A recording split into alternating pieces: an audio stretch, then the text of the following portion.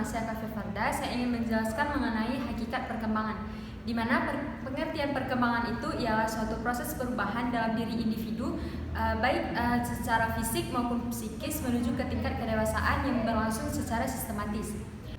Kemudian ada ciri-ciri dari hakikat perkembangan. Yang pertama itu terjadinya perubahan aspek fisik dan psikis, terjadinya perubahan dalam aspek fisik dan psikis.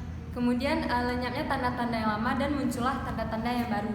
Kemudian ada fase perkembangan. Yang pertama itu adalah fase pranatal, di mana ini adalah waktu yang terletak antara masa perubahan dan masa kelahiran.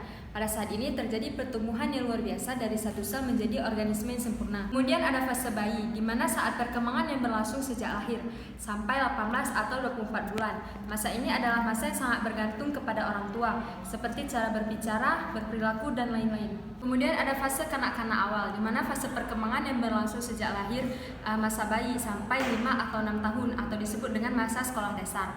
Kemudian yang keempat ada fase kanak-kanak tengah dan akhir. Fase perkembangan yang berlangsung sejak kira-kira umur 6 sampai 11 tahun.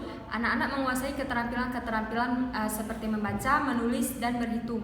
Kemudian ada fase remaja, di mana adalah fase perkembangan yang merupakan transisi dari masa kanak-kanak ke masa dewasa awal yang diawali kira-kira umur 10 sampai 12 tahun dan berakhir di umur 18 sampai 22 tahun.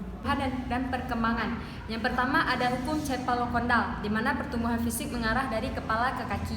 Yang kedua ada hukum proksimodistal, di mana pertumbuhan fisik mengarah dari pusat ke tepi.